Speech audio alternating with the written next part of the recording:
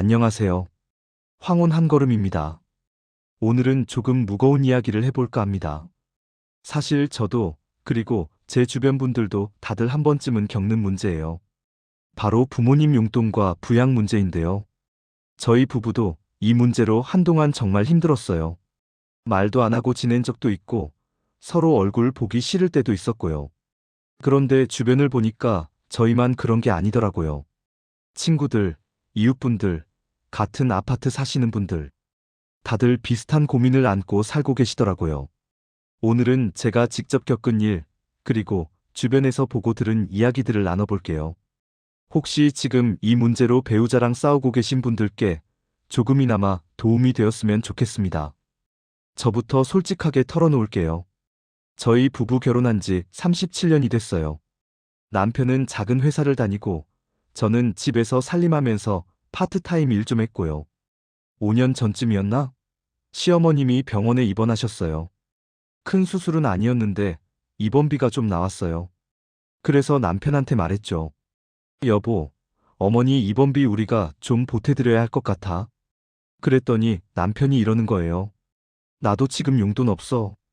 저축도 많이 해야 되고 당신이 좀 알아서 해봐. 그 말 듣는 순간 정말 기가 막혔어요. 당신 어머니신데 왜 내가 알아서 해야 돼? 그리고 남편이 월급 받은 걸 저한테 다 주지 않고 몰래 저축하거나 투자하는 거 저도 알거든요.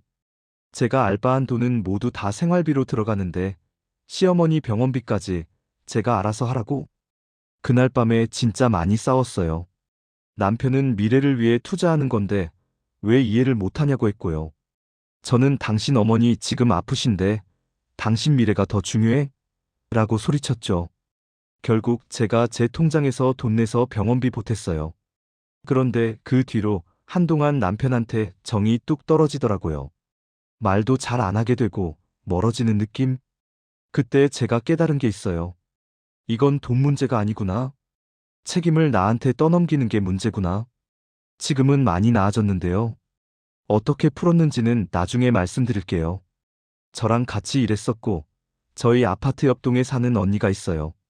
나이는 저보다 한두 살 많고요. 착하고 성실한 분이에요. 근데 작년에 이 언니가 엄청 힘들어하는 거예요. 처음엔 무슨 일인지 몰랐는데 어느 날 복도에서 만났는데 눈이 퉁퉁 부어 있는 거예요. 제가 언니 무슨 일 있어? 했더니 결국 울면서 이야기를 털어놓더라고요.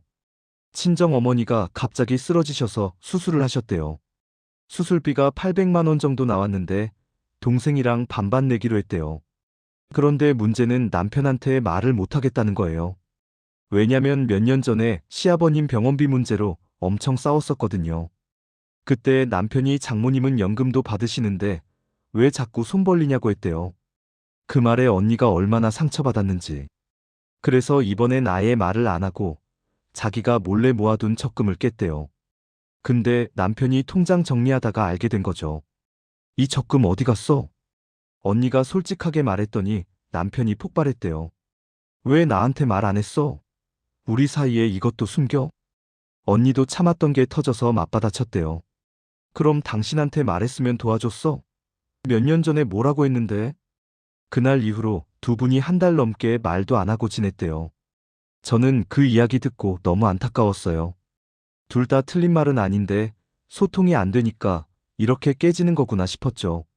다행히 지금은 많이 나아지셨어요. 제가 중간에서 커피 한잔 하자고 해서 세 명이 만나서 이야기를 나눴거든요. 남편분도 솔직히 말씀하시더라고요.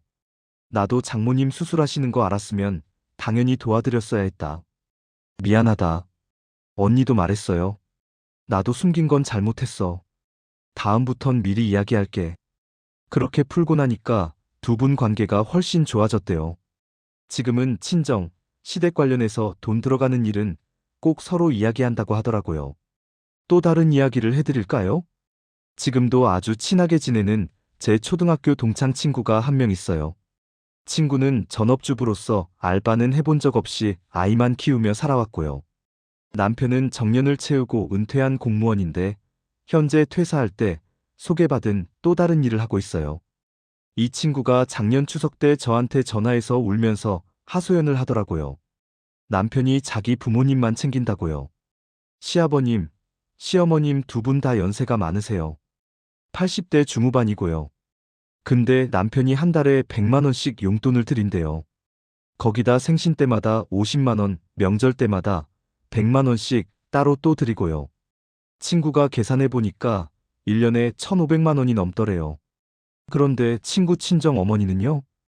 혼자 사시는데 친구가 용돈 드린다고 하면 남편이 뭐라고 하는 줄 아세요? 우리도 여유 없는데 친정에 돈 쓰지 마. 친구가 그 말 들을 때마다 피가 거꾸로 솟는다고 하더라고요. 당신 부모님은 연금 받으면서도 용돈 받는데 내 엄마는 왜 안 돼? 내가 여태껏 일을 안 해서? 벌어온 돈이 다 당신 돈이라서? 작년 추석 때 친구가 결국 폭발했대요. 당신 부모님만 부모야? 내 엄마는 부모 아니야? 1년에 1,500만 원을 당신 부모님한테 쓰면서 내 엄마한텐 50만 원도 아까워.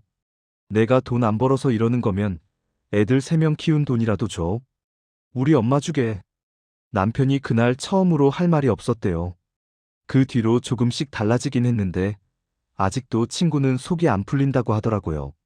35년을 같이 살았는데 이렇게 불공평하게 대한 게 너무 서운하다고요. 저는 그 이야기 듣고 생각했어요. 남편분이 나쁜 사람은 아닐 거예요. 다만 자라온 환경이 그렇다 보니까 무의식 중에 자기 부모님만 챙기게 되는 거겠죠. 그래도 부부는 둘이 함께 사는 건데 한쪽 부모님만 챙기면 안 되잖아요. 요즘 친구는 남편이랑 천천히 이야기를 나누고 있대요. 앞으론 양쪽 부모님 똑같이 챙기자고요. 3가지 이야기를 말씀드렸잖아요. 저희 부부 이야기, 옆집 언니 이야기, 친구 이야기. 다 조금씩 다른데 공통점이 있더라고요. 첫째, 부모님 부양에 대한 명확한 약속이 없었어요. 각자 부모는 각자가 챙긴다. 양쪽 부모님 똑같이 대한다. 큰일은 같이 상의한다. 이런 약속을 미리 정해놓지 않았던 거예요. 그러다 보니 문제가 터질 때마다 싸우고 상처받고. 둘째, 서로한테 솔직하게 말하지 않았어요. 옆집 언니처럼 숨기거나 저처럼 속으로만 사귀거나 말을 안 하니까 오해가 쌓이고 오해가 쌓이니까 신뢰가 무너지는 거더라고요. 셋째, 경제적 불안 때문에 더 예민해져요. 솔직히 요즘 50대, 60대도 노후 준비하기 빠듯하잖아요. 애들 결혼시키고 손주 봐주고 내 노후도 준비하고 거기다 부모님까지 경제적으로 지원하려면 부담이 이만저만이 아니에요. 그러다 보니 부부 사이에서 이게 폭탄처럼 터지는 거죠. 저도 이런 걸 겪으면서 많이 배웠어요. 그리고 주변 분들 이야기 들으면서 아, 이렇게 하면 되겠구나 싶은 것들이 생기더라고요. 이제 그걸 말씀드릴게요. 첫 번째로 부부가 함께 앉아서 원칙 정하기.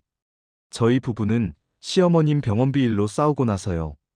한 달쯤 지나서 제가 남편한테 말했어요. 여보, 우리 이야기 좀 하자. 이렇게 살 수는 없잖아. 처음엔 남편도 불편해했어요. 근데 제가 감정적으로 말하지 않으려고 노력했어요. 우리 부모님 모시는 문제, 원칙을 하나 정하면 어떨까? 그래서 정한 게요. 각자 부모님은 각자 기본으로 모시되 큰일은 함께 상의한다. 구체적으로는요. 월 용돈을 드리는 건 시댁, 친정 동일하게. 생신, 명절은 양쪽 똑같이 챙기기. 병원비 같은 긴급 상황은 꼭 둘이 상의해서 결정. 이렇게 정해놨더니 훨씬 편해지더라고요.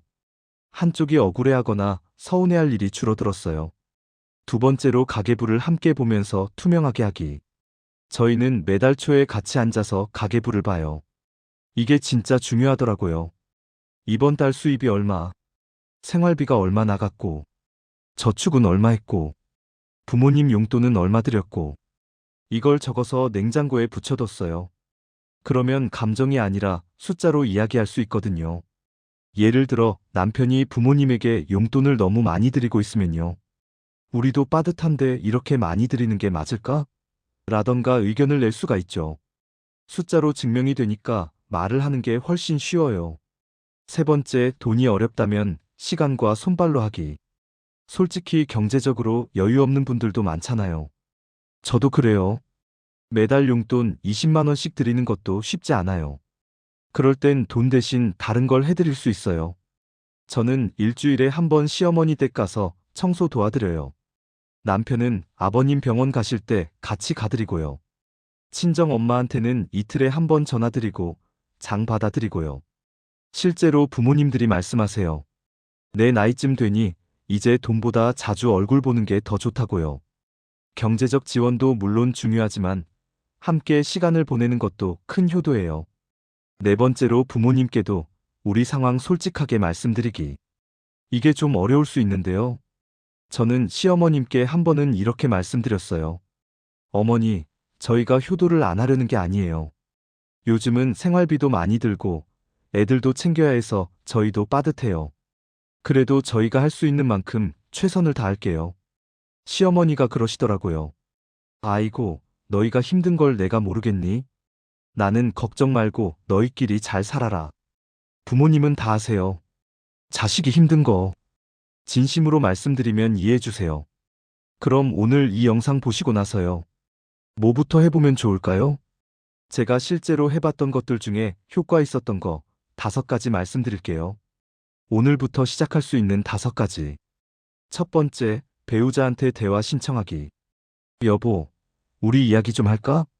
이 한마디가 시작이에요. 감정적으로 하지 말고 차분하게요. 두 번째, 가계부 함께 보기. 돈이 어디로 가는지, 얼마나 쓰는지. 숫자를 같이 보는 것부터 시작하세요. 세 번째, 부모님 지원 원칙 정하기. 각자 부모는 각자 기본으로, 큰일은 협의하기. 종이에 써서 냉장고에 붙여두세요. 네 번째, 양쪽 부모님 동등하게 대하기. 솔직하게 가슴에 손을 얹고 시부모님만, 친정 부모님만 챙기는 거 아닌지 냉정하게 점검해 보세요. 5번째, 부모님께 솔직하게 말씀드리기. 요즘 저희 형편이 이래요. 하지만 최선을 다하고 있어요. 진심을 전하세요. 여러분, 오늘 이야기는 어떠셨나요? 저도 완벽하게 잘하고 있는 건 아니에요. 지금도 가끔 남편이랑 의견이 안 맞을 때 있고 속상할 때도 있어요. 하지만 예전보다는 훨씬 나아졌어요. 왜냐면 서로 이야기를 하니까요. 숨기지 않고 솔직하게 차분하게. 이 문제는 진짜 한 사람의 책임이 아니에요. 부부가 함께 풀어가야 하는 거예요.